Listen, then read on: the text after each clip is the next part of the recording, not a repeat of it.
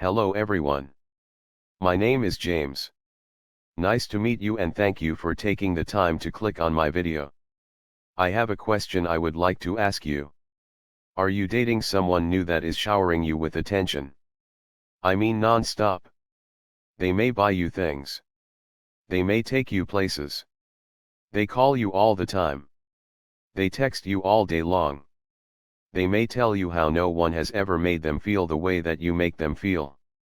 They may be using words like love, and forever, and soulmate within months of dating or knowing them. They may have come through in a pinch to help you with something big when you first met them and hardly knew each other. Or when you first met or started to date. They suddenly had an emergency or problem with the friends or family members they were living with and showed up on your doorstep. And because of your nice and caring nature, you took them in. Do they praise your hobbies and your talents more than anyone has ever done in your life? Do they make you feel like you're on cloud 9? And that you've finally met the one that everyone talks about in life? Well, I'm here to tell you. Things might. And I stress the word might not be what you think they are.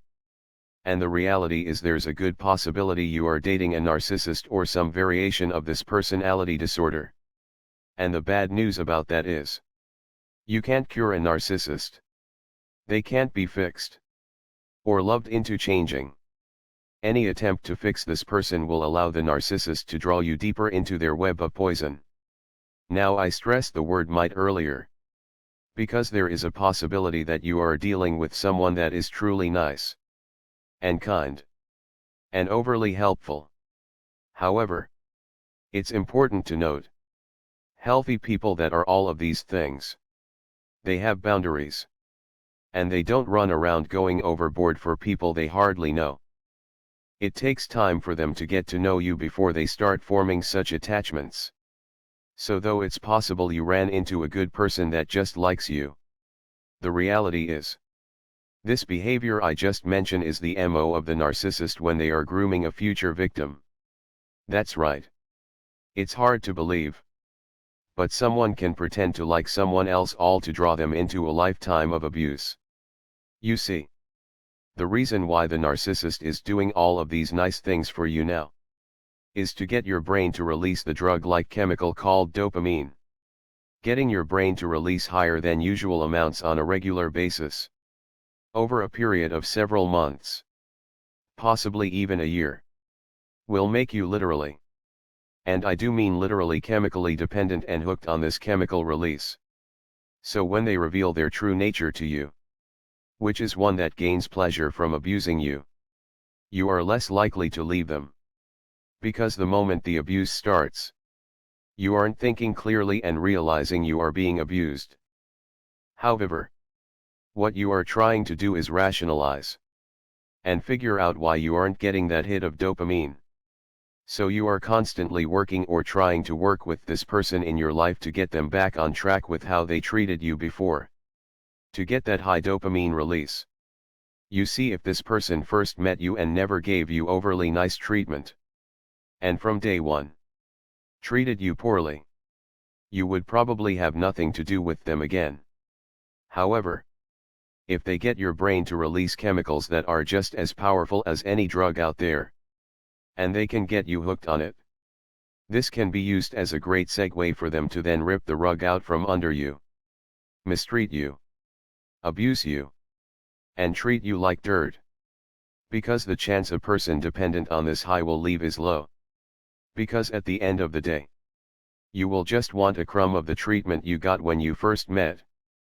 So you can get just a moment of the high feeling back again. And at times they will do such a thing. If you are still in the stages where you're on cloud 9 and you can do no wrong. Trust me. At some point soon everything will be your fault. You will be called names. They will argue with you for no reason and blame the argument they started on you. And when all of this happens, the dopamine will stop. And you will then start to produce stress chemicals which can be harmful to your health. Now, when the narcissist wants to reel you back in, when they feel like they've gone too far, they will give you little hits of dopamine. like a drug dealer gives to someone they want to get hooked on their product. They may go for months of being lovey-dovey to then treating you horribly. Then out of nowhere they will take you to dinner giving you all the love in the world. Then a while later they will revert back to treating you bad again. This is known as the narcissist's sweet mean cycle. And the more the narcissist does this back and forth game with you, the more you will notice the time gaps will be shorter and shorter. This is how the narcissist traps their prey into long-term relationships. You see, the narcissist usually love bombs their victims for 6 months. Meaning 6 months of over-the-top good treatment. I mean you can do no wrong. Attention, attention, attention. So much so it feels like too much. Now some narcissists can keep this up longer if they feel you have something they want to get from you. Such as money, property, and the list goes on and on. But usually the most narcissists can hold their mask on is for about 6 months. Sometimes a little longer or a little less. But usually most people report back things started to change after the 6-month marker of the relationship. Out of nowhere they will fight with you about something small or trivial. And this is what I call the narcissist do-do test. As they are causing this fight with you to see how you will react. And if their love bombing has created a chemical dependency in you, so to speak. If you stay with them after such a pointless argument, regardless if you are proud you stood your ground, you completely failed the do-do test. Because by staying in such a relationship, you have confirmed to this person, you will stay with them no matter what they do to you. And their love bombing and over-the-top nice treatment earlier has you hooked on them chemically. So now, they will give you fake apologies to reel you back in. And to get the stress chemicals to subside.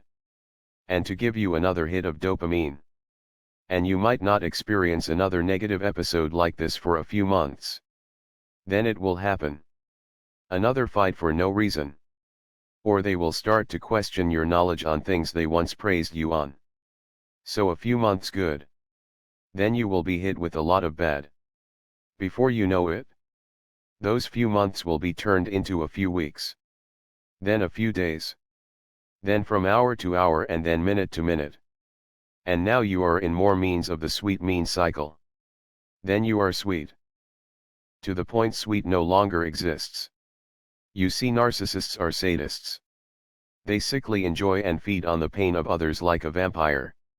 And where there is no pain they will induce that pain. They are opportunists. And the simple fact is they want you dead. If they can stress you out enough to end your own life or die of a heart attack, they will happily do so and feed on the energy they get from you while this is happening. And will bask in the fact they had enough power to end another's life. All without getting into trouble when you are gone. This is the narcissist. The narcissist has a mask of good intentions to fool you and others around them. But their actions towards you at the end of the day show something different. They are contradictory to what they showed you when you first met. And you must come to terms what they showed you was a complete and utter lie. A lie to draw you in. And get you addicted chemically to them. So once they showed their true self to you, the chances of you leaving would be lessened. Because the narcissist can't live without the pain of others to feed on. And they know trying to gain this pain of others with manipulation and being covered will result in utter failure in what they are trying to accomplish. However, by acting, pretending, and luring you into their trap, you and those around you aren't able to see clearly what and who they really are. Plus in the process you get hooked chemically. And just like the drug addict you see on the street, they once started out probably as a really capable, resourceful person, with a lot to offer themselves and the world. But one day, they met the wrong person, and took the hit of a drug for one reason or another, which led to a series of events of their life spiraling out of control. And then 10 years later, they look like a wreck. Their lives personally and physically is all screwed up. This is what it's like to be with a narcissist. The first dealings with them is like taking the best feeling drug. But before you know it and without realizing it, You are hooked on them and the feeling they give you. And because of that, they can take you into a very dark world. Because you aren't looking to escape. Because you are banking and hoping that the drug-like feeling you got when you first met them will come back again. So now that you know all of this, what do you do? What do you do? Well, for starters, don't tell the person that you're with you are aware of this information. Because the success rate in helping a narcissist is 0. And all you will be doing is giving the enemy information on how they can further manipulate you better and possibly destroy your life faster. So keep it to yourself. The next step is up to you. You can hang on and see if what I'm saying is true. Maybe they continue to treat you nice forever. And there you go. You might have someone that is over the top in being nice. But they aren't a narcissist. Which is unusual. And I say that again because there are nice people in the world. But they even have boundaries oftentimes. Narcissists are over the top with this behavior because they have no boundaries and they are being over the top to get a desired effect from you. And that's you being chemically bonded and addicted to them. But if they remain nice, who knows, I could be wrong about the person you are with. But if they start to change, and they follow the pattern I'm outlining here, and if that's the case, you have some choices to make. And the recommended choice is to leave. Because it will only get worse. And you can't fix them no matter what you do and no matter how hard you try. But here's the thing. I can't make you leave. Nor can your friends or others that are in your life. The choice is up to you. Just like a drug addict in the street. No one can make them get clean. They have to want to get clean. However, the reason why this information is so important, it's so some of you don't have to spend years and years with such a person before you figure it all out. Some people figure it out 6 months later when the do test argument happens. And the light bulb goes off. And they see it's all true regarding the true nature of their behavior. So they make an excuse to this person they are dating and the breakup. Why an excuse? Narcissists are very vengeful people. If you can call them people. But if they feel like you've wronged them, they need to wrong back the person that wronged them 2 times over. And telling them you know what they are. And then breaking up with them is wronging them in their eyes. So if you're a man, that's where the false allegations happen. Or if you're a woman, that's where the man won't let you leave his house or to get out of the car and leave. So letting them know you are too busy with work or school to continue a long-term relationship and wishing them the best is usually a better way to slide out of such relationships with minimal harm.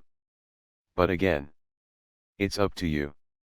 And remember, the longer you stay, the worse it will get. With that said, there are lots of us here that make videos on this topic. And the topic of narcissistic abuse has many layers. Many layers. So dig in and learn all you can. From all the resources you find helpful. But at the end of the day, what you choose to do with this information is up to you. It's quite simple: stay or leave. You may need to develop a game plan when leaving if leaving is truly your choice. But at the end of the day, leaving is still leaving regardless if it requires a game plan or not. So, the choice is yours. Well, that's all I have for now. If you like this content, please subscribe and click the little bell to get more content you might find helpful. I do hope your day was blessed. And until next time, bye for now. And be good to yourself.